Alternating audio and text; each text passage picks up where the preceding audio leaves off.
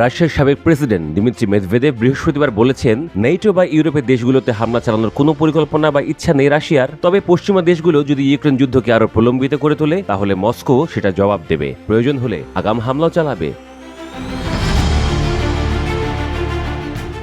রাশিয়ার রাষ্ট্রায়ত্ত সংবাদ সংস্থা তাস মেদভেদেবের পুরো বক্তব্য তুলে ধরে প্রতিবেদন করেছে। মেদভেদেবের বক্তব্য থেকে বোঝা যায় ইউক্রেন নিয়ে পশ্চিমাদের সঙ্গে নিজেদের টানাপোড়েন বেড়েছে বলে মনে করে রাশিয়া। বিশেষ করে শান্তি চুক্তির জন্য মার্কিন প্রেসিডেন্ট ডোনাল্ড ট্রাম্পের 50 দিনের সময় বেঁধে দেওয়ার মধ্য দিয়ে মস্কো এমন বার্তা পেয়েছে বলে ধারণা করা হচ্ছে। রাশিয়ার প্রেসিডেন্ট ভ্লাদিমির পুতিন ও ট্রাম্প উভয়েই ইউক্রেন যুদ্ধ বিপজ্জনক আকার ধারণ করতে পারে বলে বারবার হুঁশিয়ারি দিয়েছেন। তাদের ভাষ্যমতে এই যুদ্ধ আসলে বিশ্বের দুই পরমাণু শক্তিধর দেশের মধ্যে এক ধরনের ছায়াযুদ্ধ।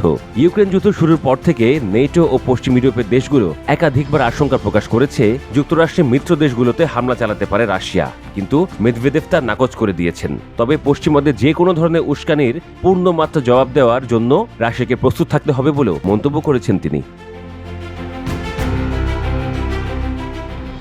মেদভেদেভ বলেন, হামলার বিষয়ে পশ্চিমা রাজনীতিকদের বক্তব্য সম্পূর্ণ অর্থহীন। পশ্চিমা নেতারা ইচ্ছাকৃতভাবে উত্তেজনা বাড়ানোর চেষ্টা করছেন বলেও অভিযোগ করেছেন তিনি। অনেক পশ্চিমা দেশের রক্তেই বিশ্বাসঘাতকতা মিশে আছে মন্তব্য করে রাশিয়ার সাবেক এই প্রেসিডেন্ট বলেন, তারা এখনও নিজেদের শ্রেষ্ঠত্ব নিয়ে পুরনো ধ্যান ধারণা পোষণ করেন। মেদভেদেবের মন্তব্য প্রসঙ্গে প্রশ্ন করা হলে রাশিয়ার প্রেসিডেন্টের কার্যালয়ের মুখপাত্র দিমিত্রি পেসকভ বলেন যে এটি ওনার ব্যক্তিগত মতামত, কিন্তু ইউরোপের বিরোধপূর্ণ পরিবেশ নিয়ে ওনার উদ্বেগকে যৌক্তিক বলেই মনে করে ক্রেমলিন।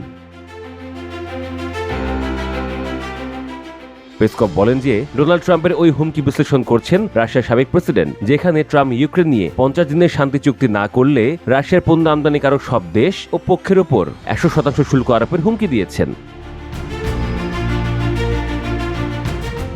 মেদভেদেভ বর্তমানে রাশিয়ার নিরাপত্তা পরিষদের উপপ্রধান হিসেবে দায়িত্ব পালন করছেন। মেদভেদেভের এমন কথাবার্তার আরেকটি কারণ হচ্ছে ইউরোপীয় ইউনিয়নের সবচেয়ে প্রভাবশালী দেশ জার্মানি ইউক্রেনে দূরপাল্লার মার্কিন ক্ষেপণাস্ত্র প্যাট্রিয়ট পাঠিয়েছে, যা কিনা মস্কোর মতো লক্ষ্যবস্তুতে সহজেই হামলা চালাতে সক্ষম। যুক্তরাষ্ট্র থেকে কিনে ইউক্রেনে এই অস্ত্র সরবরাহ করেছে বার্লিন। রাশিয়ার নিরাপত্তা কর্মকর্তারা মনে করেন যুক্তরাষ্ট্র ও ইউরোপ মিলে ইউক্রেনকে হাতিয়ার বানিয়ে রাশিয়ার বিরুদ্ধে ছায়াযুদ্ধ চালাচ্ছে।